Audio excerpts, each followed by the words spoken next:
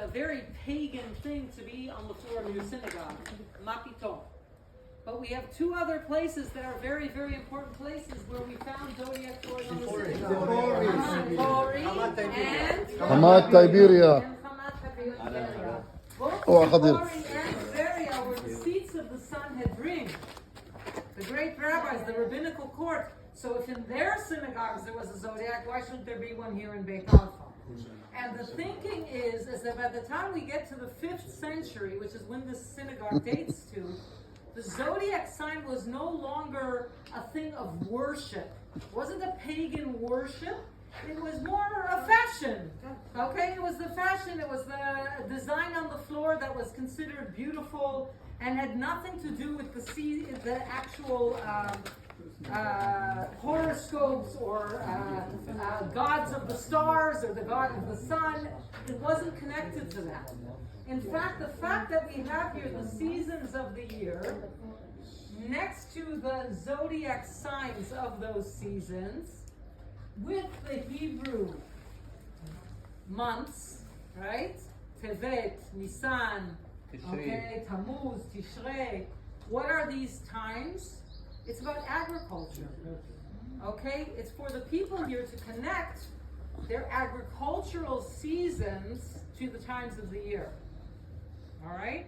Now, if you look at the artwork here and compare it to the artwork of the zodiac wheel in Tiberias or in Tzipori, you will see, that this is what we call naive art.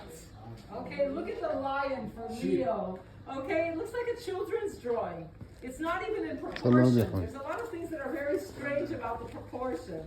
Why is this so, what we call naive, compared to the very fine work that is done in Tzipori and in Tiberias? It wasn't a wealthy place. It wasn't wealthy. First of all, the people here, it's an agricultural community. It's a small community.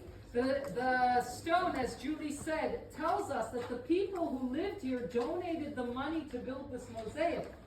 They didn't have the money to make such a beautiful mosaic like there.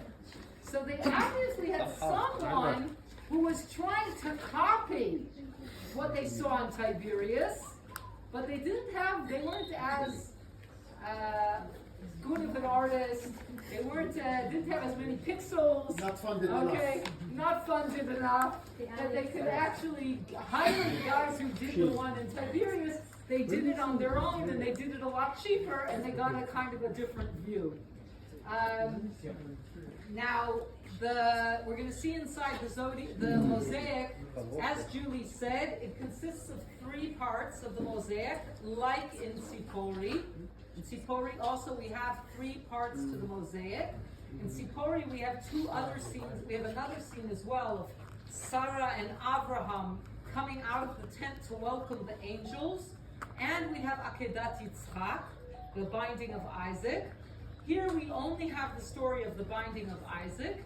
And in both of the synagogues on the top, after the zodiac, we have the symbols of Beit HaMikdash, of the temple, which is one is the promise that God makes to Abraham, that I will make your people a great nation.